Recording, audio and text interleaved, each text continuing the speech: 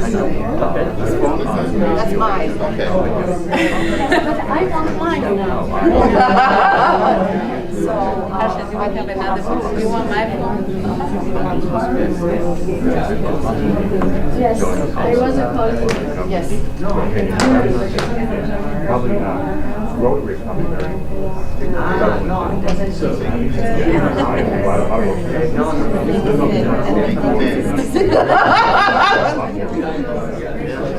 Ladies and gentlemen, welcome to today's second International Breakfast Meeting in the 109th year of the Rotary Club of New York, so named the Host Club of America by founder Paul Harris on April 1st, 1926 during an address to our club.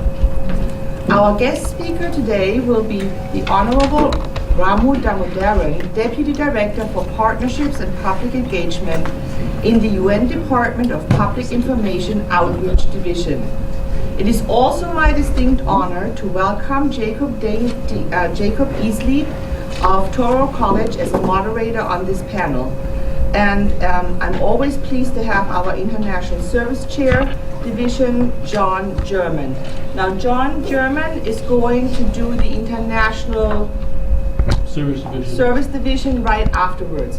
I also wanted to point out that we have Joseph Clay, Special Representative to the Holy See, who actually is one of the co-founders of these meetings. These meetings were developed to provide voices in an informal way to UN policy makers, to the outside world. So what you hear here is very special. So thank you very much. And I'm going to turn it over to our Dean Jacob Easley. If you could please introduce our speaker. I will. Good morning. So again, I'm Jacob Easley, Dean for the Graduate School of Education at Touro College, and it gives me distinct pleasure to introduce our speaker today. And we're going to have a format question-answer. So I'm going to lead with a few questions, and then we'll open it up to the room to engage as well.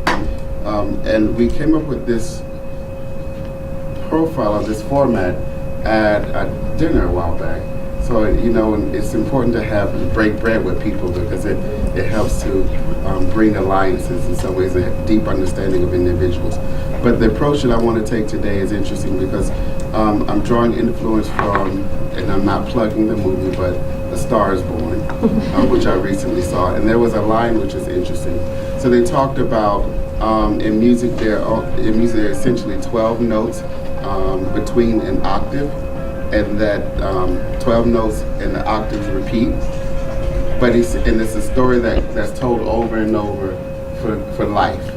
But it essentially is how the artist brings their particular perspective or interpretation of those notes. And so from this, we want to talk to our speaker today from a very personal approach, because I think that each of us has a particular perspective on the world and our relations across cultures, etc. And so I think that's how we want to engage today. So Ramu Damodaran is Deputy Director for Partnerships and Public Engagement in the UN's Department of Public Information's Outreach Division. His responsibilities focus particularly on outreach to and partnerships with non-governmental, academic, private sectors, constituencies, as well as the general public. The division's programs include briefings to NGOs, schools, universities, and visiting groups. It publishes both the UN Chronicle magazine in print and online, and the Yearbook of the United Nations. The division also hosts or arranges several special events, including the annual Conference on Non-Governmental Organizations and the Unlearning Intolerance seminar series, which I think is quite important. Its most recent initiative is the United Nations Academic Impact, which engages educational institutions around 10 universal principles, including issues of capacity building in higher education and peace and conflict resolution. Mr. Damodaran's early assignments with the organization have included the Departments of Peacekeeping and Special Political Questions, as well as Executive Office of the Secretarial General. In addition, he also served in the Foreign Service in his native India. He's quite busy, as you can see. That means I have a lot more work to do. Prior to joining the National Government Services, he worked extensively in Indian mass media, including television, radio, and print productions. He was also a news anchor, and my favorite, a disc jockey. I want to know more about that. His radio feature, Echoes of a Generation, was awarded the Asia Pacific Broadcasting Union Prize. He was also a stage actor, both in India and in the United Nations. So our speaker today, or our guest today, Mr. Ramu Damodaran. So to start off, thinking about those 12 notes in an octave, who is Ramu Damodaran, the man? And I'm going to set this up.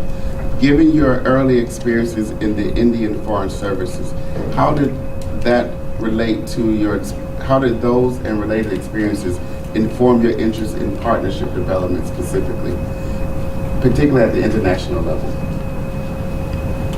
Well, that's a fascinating question, Dean. Thank you for that, because when I joined the Indian Foreign Service, which was exactly 40 years ago, our partnerships were really defined essentially in governmental terms. We worked as a Foreign Service for India, developing partnerships with other governments, both to improve the economic and social situation within India, but also to collaborate on projects in other parts of the world.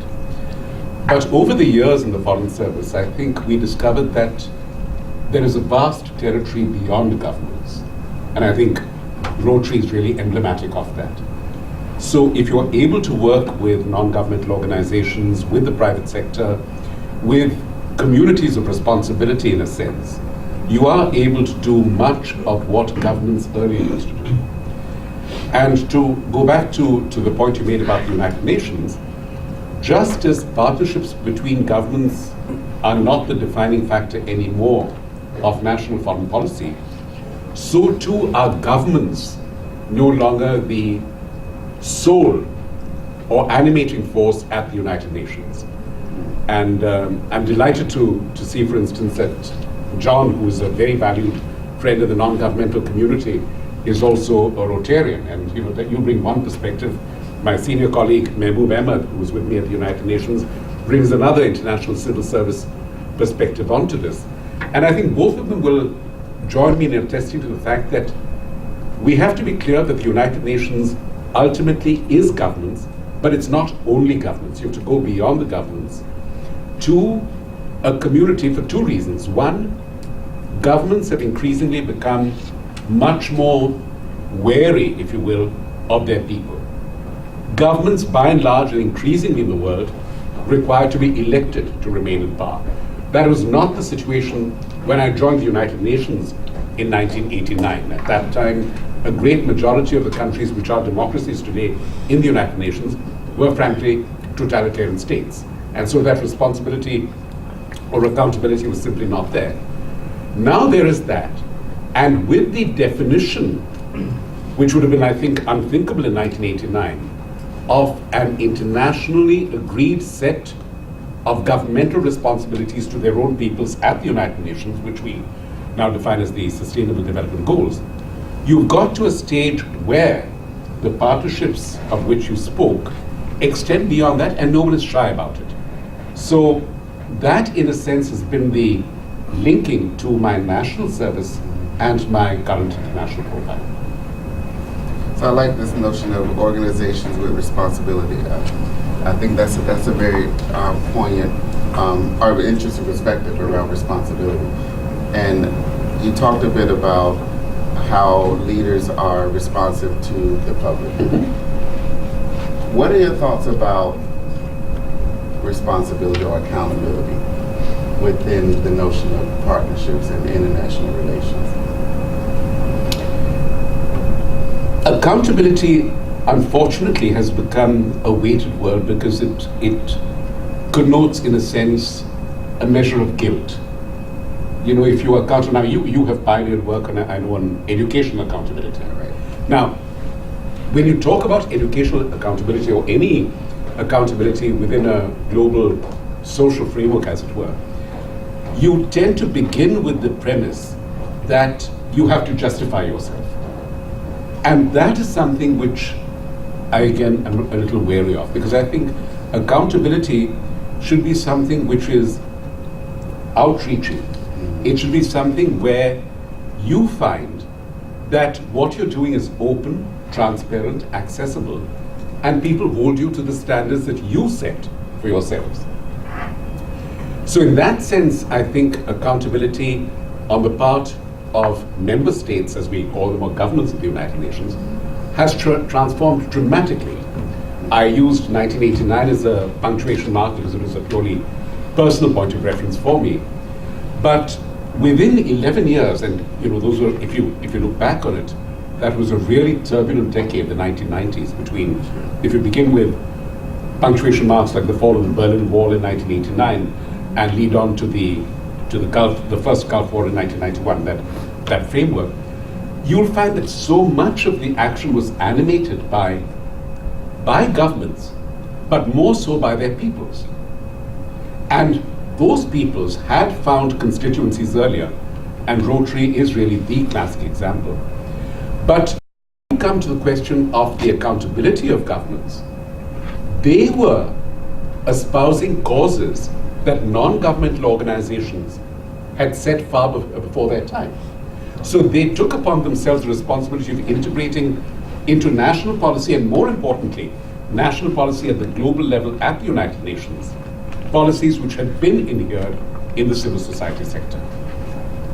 So I'm going to shift gears a bit and go back to sort of your personal experiences. So who has been your most significant mentor, and what did you learn from that relationship?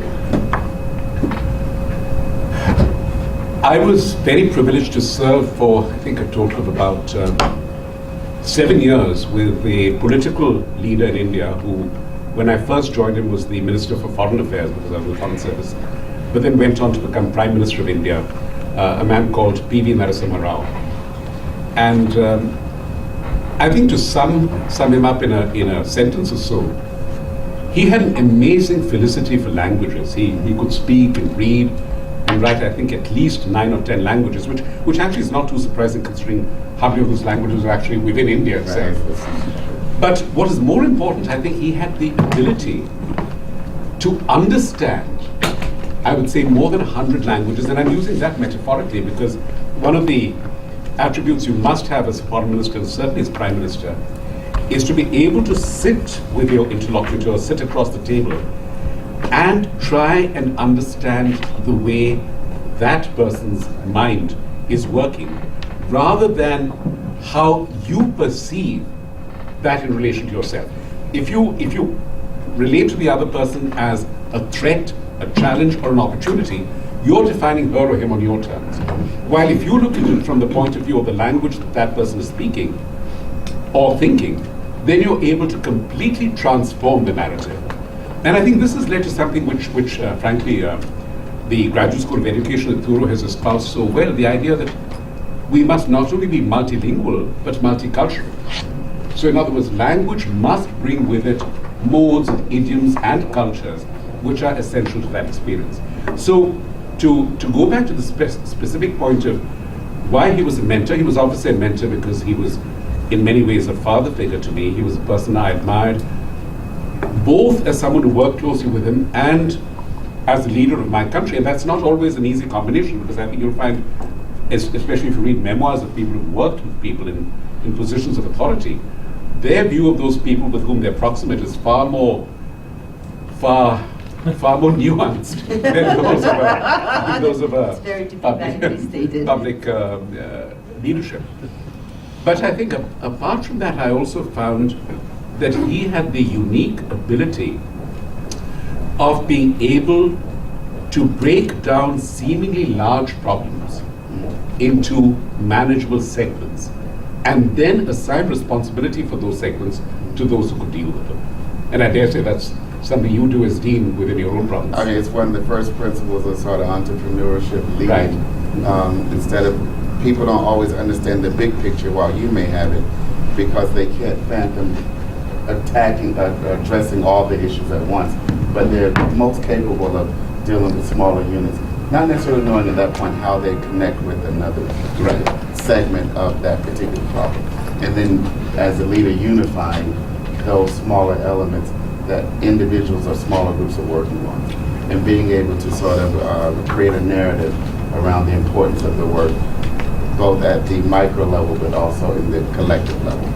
So yes, and interesting that we were talking earlier with some of the guests about intercultural or cultural, the importance of cultural competencies in terms of social engagement and political engagement. So I know that the UN Academic Impact is a new initiative. So what have you seen as the greatest success in your leadership of that component? And then what do you see as the future for UNAI? The academic impact really began, as I suggested earlier, with two notions. One is the idea of communicating to a very articulate and responsible community, the academic community, on its terms or on their terms rather than our terms. Now, Mehboob and I have both been in the Department of Communication and Department of Public Information. And I think one of the problems we've constantly wrestled with is how do you get people to your side? Now, there are obvious ways to do it when your objectives coincide. For instance, the large measure of congruence between what Rotary is doing and the United Nations wants to do makes us natural allies. That's not so visible in the case of the academic community, because the academic community, by definition, is skeptical, it's questioning, it's restless. And so to get them on our side, you have to ask it to engage on its terms. And so what we did is very simple. We went to them and said, you're doing all this, we're not asking you to do more, but can you give what you're doing a United Nations imprint? Can you just think one step beyond, saying what we're doing in our laboratories, what we're teaching in our classrooms, the curriculum we're devising, it can make an impact on the world at large, and therefore make an impact on the United Nations. And we found the response was extraordinary, because it almost became a game, because you had students of physics or chemistry or architecture trying to link the projects that they had undertaken with the United Nations. And that link was not too hard to make. In terms of what I think our greatest achievement has been, it's really been to persuade member states of the United Nations, a large number of whom, as John knows, are a little questioning or uncomfortable with civil society, to accept the fact that there is good that they can derive nationally as well as globally from scholarship. So clearly you've been to a faculty meeting, being able to talk about sometimes the conflict that happens in those spaces. Because that's often the nature of how people are trained, is to question and debate. Doesn't always lead to action, but I think in this case, this is a way of how we can leverage those resources. Taking information, whether it's a public institution or a private institution. But I can definitely see the weariness between what might be the nation state and what's happening in the academic field. But I like the idea of bringing together these different constituencies, the non-public and the private and the governmental components. So what do you see as the future of UNAI? The future, I think, that's a fascinating question that comes to an early conversation I had today with Jasmine. We began the academic impact very faculty or teacher, researcher focused, and university focused. We did not want it to appear too broad and involve students as well. And then something very strange happened.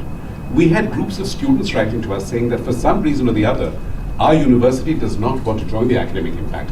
Maybe the trustees are skeptical, or maybe they don't want to have anything to do with the United Nations because they think it's a political body, whatever be the reason. But we would like to contribute. So we started a students' movement called Aspire. Now, Aspire, unfortunately, and even though I take credit for it, I'm a little shy about admitting it, because it's like most United Nations things, it's an acronym. So Aspire stands for Action by Students to Promote Innovation and Reform Through Education.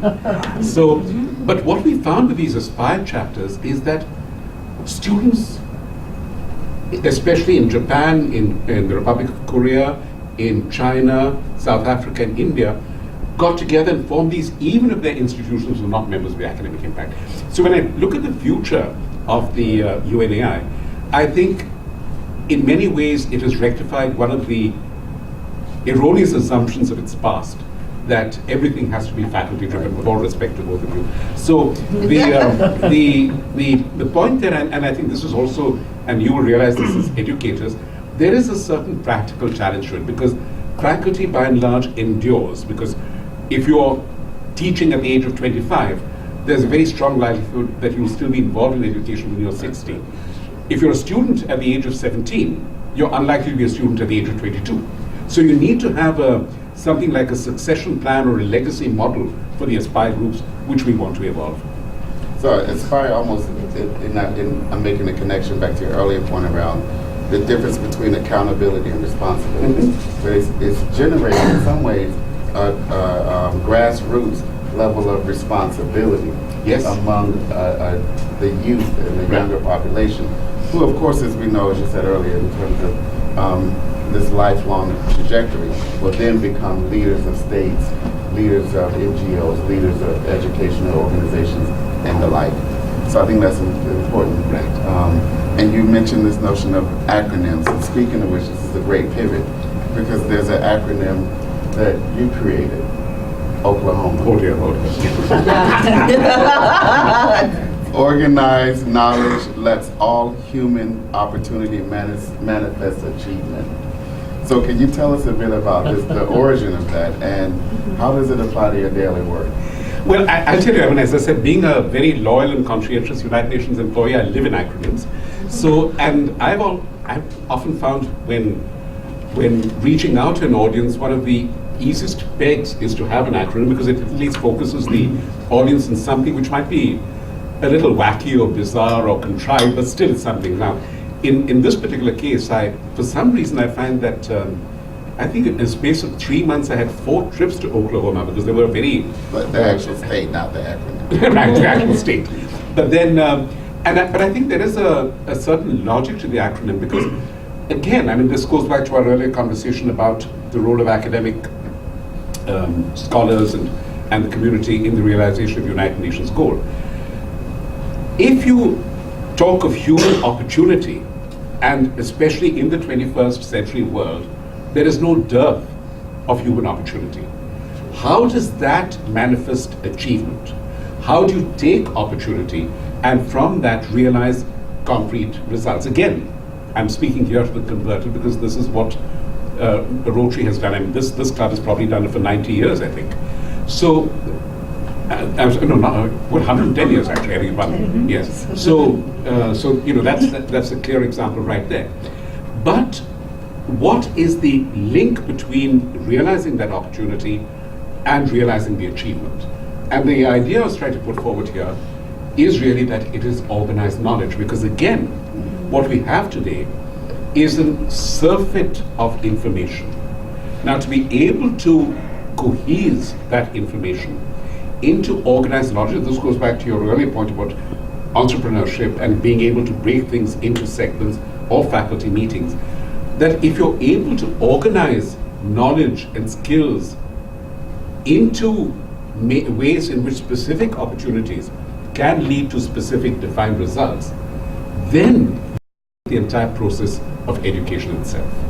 So that was the idea behind that. I mean, I know the very first Rotary meeting I attended, I suggest that Rotary could stand for reach out, touch, and realize yourself.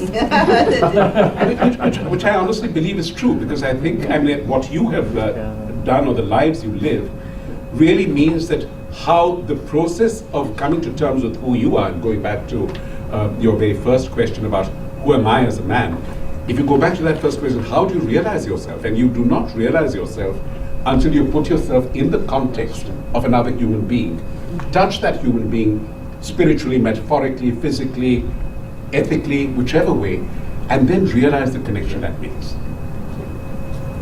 That's interesting. I was going to ask you, what might Rotary stand for in terms of an acronym? So we do have we're at an interesting place in society. And of course, as you know, my background is in education. I started in educational leadership. But I think about this, and I just had a conversation, a sidebar, and one of my colleagues just walked in. So I think you and I had this conversation around teacher advocacy. So we know that in most universities, and I'm speaking specifically around educator preparation, teacher preparation, we do a lot of great work around pedagogy and content. But one thing in volatile times like now, when you have unions and conflict in social spaces, how do we prepare teachers for the art of teaching, but also advocacy? And particularly in these political times when it may not be safe for teachers to advocate when they perhaps need to. And particularly when I think many teachers may feel as though if I do advocate, that I might jeopardize the loss of income. And you know, you have some folks where this is first generation college student, first generation teacher, that they see their jobs as transforming the lives of their families, and in some ways, by extension, their communities. But how do we help to teach them and engage them in advocacy work in turbulent times? I'm again a little concerned about the premise that teachers must be advocates, because to be an advocate, you necessarily have to be supporting or advocating one side of a two-sided question. And in many cases, the answer may be unequivocal. I mean, if something is clearly morally right or ethically right or morally wrong and ethically wrong, yes. But if there are questions which require a measure of debate, and this is really my apprehension, particularly dealing with the academic impact, that we rule out debate far too easily because of the importance of advocacy. And I'll give you a very practical example. I am, and I dare say most of you in this room, I'm venturing to guess, completely convinced about the perils of climate change. And I would like to be an advocate to communicate those perils, to communicate those dangers. But on the other hand, I do not want to be an individual who refuses to allow that there may possibly be another side to the question, and allow that side to be expressed if only to challenge it. So that is really where the thin line comes in, I think. But again, if you look at, a couple of years ago, I read about a wonderful project of Rotary called the Guatemala Literacy Project. Now, this is a project where teachers are taught about how to communicate with their students to make them literate. And this is really to go back to the idea of teacher training with a very specific goal. But that brings in your element of advocacy as well. Because you're not merely teaching them or teaching students to read or write or to be able to use the language. You're also being able to communicate to them ideas for which they need language to express themselves. So that becomes, in a sense, the hinterland of the project. So yes, I can see that, but I think that if, as in any profession, I think that's true of international civil servants as well, if we become too strenuous advocates, we may lose the primacy of our responsibility as civil servants. If teachers become too strident advocates and lose the power to be able to communicate to their students, two elements. One, that there are always more than one side to a question. And secondly, you must use your judgment and your organized knowledge, to go back to our earlier conversation, to be able to make what you consider to be the most valid judgment. And so how might institutions of higher education foster a path for equity at the local level for global impact? And I'm saying this because we've been talking at Toro around how do you make, when we have schools have unequal levels of resources. You can have a school right across the street that has technology labs and they're engaged in robotics and other interesting activities, and across the street one that barely has 2 or 3 computers. So how do you advocate for equity at the local level that will have global impact in higher education as it works with schools and other entities? On the larger question, I think there's really no challenging the fact that much greater conscious investment has to be put in education at the state level. By the state, I mean by the government level. I mean, the definition of government varies from country to country. In this country, it's very much state, as in the 50 constituent states oriented. In my country, in India, it's an even division between the federal and the state structure. So that depends upon that. But beyond that, to go to the larger question of equity, I think there are a couple of points. The first is the need to look at education, and for the first time the phrase lifelong education was adopted in the Sustainable Development Goals. Not to think of it in segments of K to 12 and then college and university education, but to think of it as being educated to be in a satisfying workforce. So you choose a career that you are personally comfortable with and which allows you to sustain yourself and your family, but also sustains you intellectually, ethically, whichever other attributes you wish to employ. Now, for that, I think you require the other element that you brought in. Equity not only in terms of access to equipment, but also equity in terms of access to opportunities. So making education really the lever that allows that trigger to happen. To the question, I mean, I think we've all heard this phrase about thinking globally and acting locally. I think what I would do is to reverse that phrase. I think what we need to do is to think locally and act globally. Because if you think locally, and this is again something which is really common to the United Nations and to Rotary, when you think of what is possible within a particular community, Mehboob and I were talking about cooking gas stoves, clean cooking gas stoves, which have been introduced thanks to Rotary in Bangladesh and Nepal most recently, I think. Now you think of that, that's a local experiment. And then you think of it as a global possibility. The most obvious success story in this case, I mean, when I came to the United States in 1988, which is when the polio drive began, we had 350,000 cases of polio in the world? Yep. And now? 200? No, less than 20, I think. Less than 20. I think so. I mean, in terms of enumerated cases. So again, this is a question of you take one initiative at the local level, and then you transform it into something that the world seizes. And what is remarkable about the year 2018, 2019, and as we go on, is that distance is shrinking. You're able to act globally because you're able to communicate globally. And what the United Nations is doing, in particular the Sustainable Development Goals, is exactly that, transforming specific local experiences into global action. That's interesting. I was listening to NPR, anybody's an NPR fan, and I'm not plugging NPR. But there was a segment around how certain communities, I think this is South Asian countries are dealing with, or one particular community dealing with the climate change, with the tsunamis and what have you.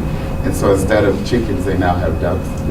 So whenever there's flooding, the ducks can still swim as opposed to. And so, but I mean, when you think about and how they've raised the houses, but houses are, schools, but schools are also community centers.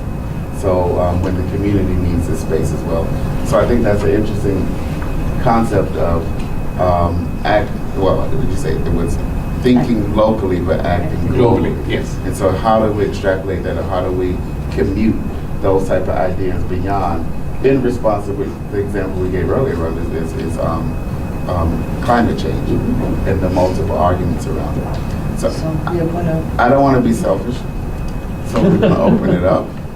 Yes, is that what you're gonna? That's right. yes. So Open up to I questions. just wanted to point out two things, that for the cooking stoves, we also have a project for Haiti. After the devastation, we have clean cooking stoves for there that are used with ethanol that is derived from sugarcane. So that's a project. And then I personally am funding a project together with Rotary. So we are matching computers for Burundi for digital equity for teachers to have access to the Internet of Things to bring that back into the classroom. I also, before we open this up to questions, wanted to welcome our District Governor, Christian Chitur, who is giving us a visit. And so we're going to take 4 or 5 questions. If you please keep them to a question and not to a statement, that would be much appreciated. Dean? Wait, Jasmine, one before you submit, and also challenge you to think about sometimes invisible communities in the United States around these same issues of cooking stoves. I remember doing home visits when I worked in Atlanta, and there were often, and I was taken aback to go into a home and there is actually no stove. That there were a family with 3 or 4 kids and they have a hot plate. I don't know if you know what a hot plate is for those. But there's no functional stove in the apartment. And we're talking about this is current day United States of America. Well, you can go to any Indian territory and you will find conditions that rival 4th world countries. So if when people have questions, the Dean will be working with you. Okay, so we open up one question at a time though, so that we don't double barrel, has a chance to engage. Dr. Keith, please. Yeah, good morning. My question first is, can you give us a little summary of the activities of your office? And I also would like to know about your budget and how it is funded. And also, originally it was Ted Turner who provided a huge amount of money to start the activities. And my second question is, how can Rotary really work with you as a partner, not just as an associate? Is there a possibility that Rotary could become a partner and also then serve on your, I don't know what you have, advisory board? Thank you, sir. Actually, when you talk about my office, we're talking about the Academic Impact Initiative particularly, is that right? No, I'm talking about Nations? your office partnership. Oh, I'm so sorry. Right. Well, partnerships is a very, very widespread word in the United Nations. The particular partnerships that I'm engaged with in terms of my office is partnerships with the Department of Public Information or the Department of Communications. Are you in DPI? Yes, sir. Oh, I'm sorry. I had assumed you No, were. I'm not. With the Office of Partnerships, right. No, just for those who may not know, the Office of Partnerships, as you rightly said, was set up as a result of this contribution of $1 billion by Ted Turner in 1997, the interest of which is still accruing, and the office still continues to have partnerships, including with very active involvement of Rotary. I think the one inhibition that we have recognized in Rotary is its clear disavowal of being involved in political matters. So it doesn't want to be seen as a political force. And our department, the Department of Public Information, where Mehboob and I were, has entered into a letter of agreement with Rotary International in Evanston. I think this was in 2009, by which Rotary periodically invites speakers from the United Nations to go to their district conferences and other meetings. So, as I said, I've been privileged to go to several over the past years, as have other members of my team.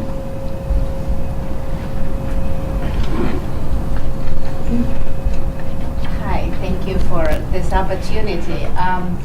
As we know, there is a network of international baccalaureate schools around the world that support the ideas of acting locally and thinking globally and vice versa. And I've learned recently that it's been an expansion in New York State. And I worked as an inspector for the schools in different countries with English companies. But I'm very curious that they are expanding in New York, and in higher education, there are institutions in Europe that actually support development of the schools. So if, for example, our institution or other programs in education would like to provide this education for this network of schools, is there a way that United Nations can support us in this initiative? As I mentioned earlier, even though from my perspective something like the academic impact is a logical avenue for any educational institution or association to join, I think there are inbuilt constitutional structural restrictions that some organizations have to prevent that. About 6 months ago, I had a wonderful conversation with, I don't know if you know, President George Rupp, who was the president of Columbia University and is now very active with the International Baccalaureate Association. I got my degree from Columbia. Exactly, right. So he put me in touch with the organizers of the International Baccalaureate, and we had a correspondence back and forth, and then they wrote to me saying, we've decided we cannot join the academic impact, and I respect their reasons. Having said that, I think your second point is absolutely relevant. You don't necessarily have to join the United Nations to be able to derive from it some of the elements that you want to teach or communicate, just as with all respect, you may not necessarily need to formally join Rotary without being inspired by its objectives and joining in its mission. So it's not really a members-only organization. We welcome members, but we would equally, as the Rotary International President said in his motto, we would equally like to be the inspiration and allow others to take it over.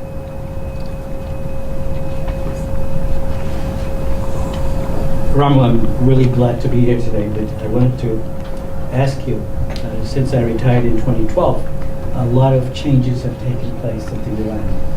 And you mentioned about the academic impact and the importance that the UN is now giving to other private institutions and civil society organizations. How have the governments, who are the members of the UN, reacted or responded to this change in outlook? Have they been embracing, or have they been sort of, okay, you're here, you can talk, we do what we want to do? Mehboob, as you know, I think the most tangible evidence of how governments react is what they agree to put in writing in a resolution, and that's the way the UN goes.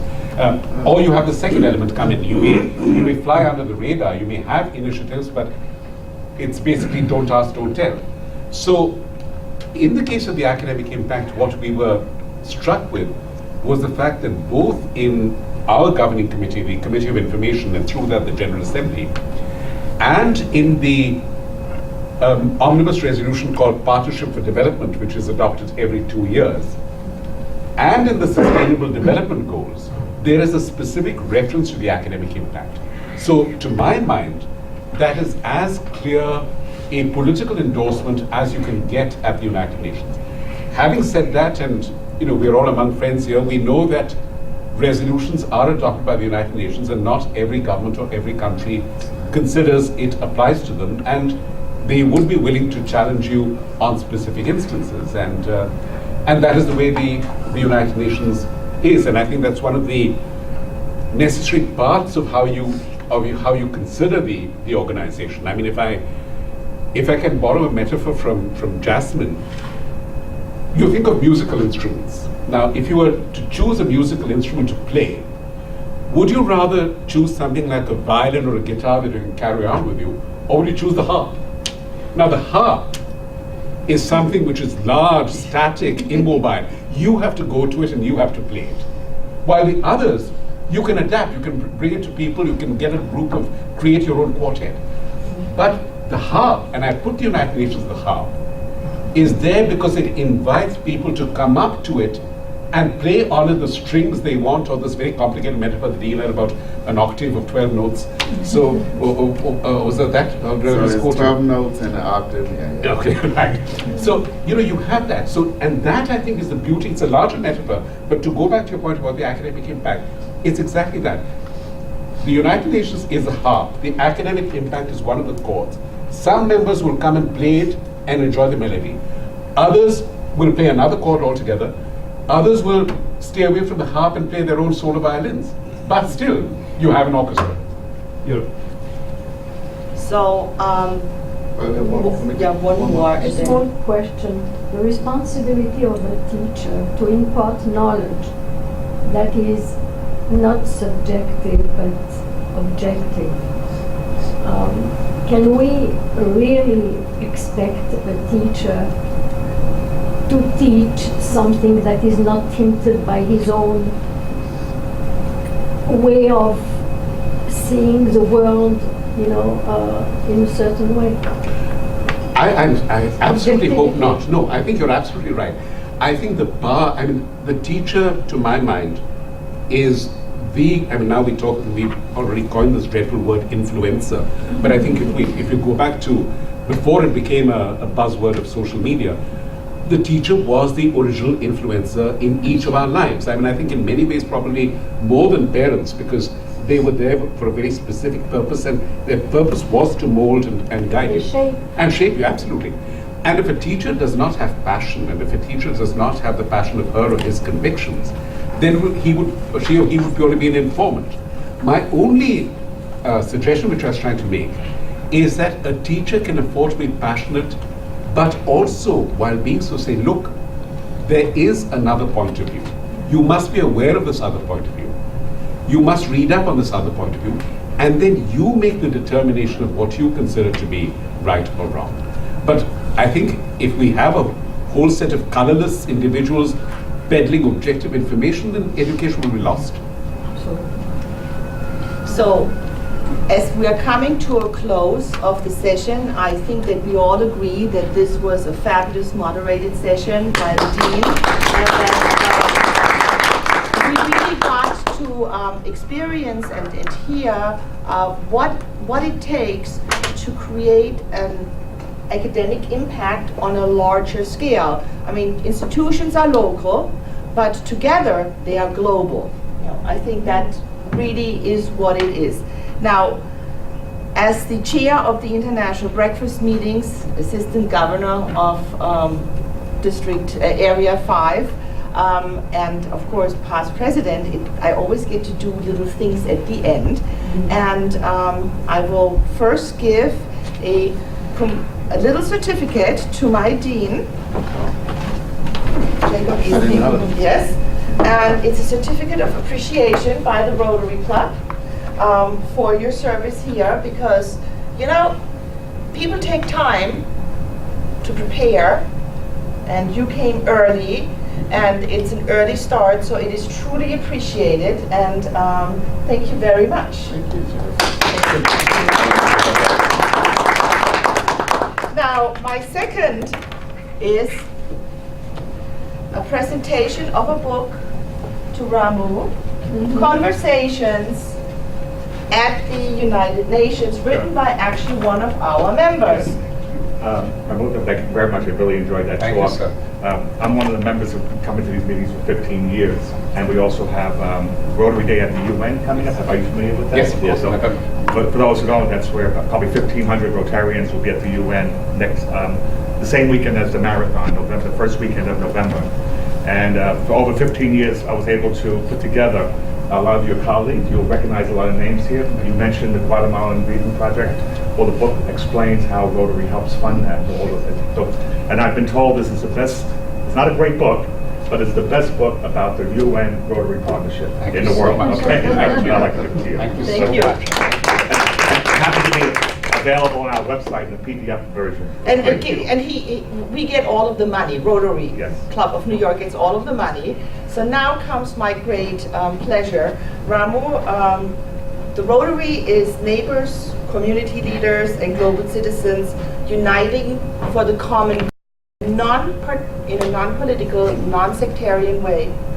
And with you, we can accomplish even more. It is my great honor to make you an honorary member of our club, to join the global family of 1.2 million members. Any country you go to, you have your little pin, which I'm going to pin you now. You can go to any Rotary meeting as a fellow Rotarian, and you will find the leaders of education, business, and the intersection of trade and vocation right there at one table, united for the common good. Thank you again for taking the time. Thank you so much. Thank you. Now, I'm going to close the meeting, and of course, we have John Germain staying afterwards for the International Service Division meeting, Rotary. I'm thanking you to our guests. We have guests from Japan, from Kyoto, right? And from where else? Do we have any? Australia, right? And we welcome your return in the future. Rotary, the organization that empowers its members to become better friends, better professionals, and better world citizens. I'm going to adjourn the meeting, and I'm going to ask you to reserve for October 25th at the Rossini restaurant for our luncheon. We have a very interesting speaker, and speakers from ICE will make for an interesting afternoon, and I would hope that you all come with minds open to hear the other side, to invite debate in a non-hostile way. So, I'm going to close the meeting. Thank you all for coming. Thank you.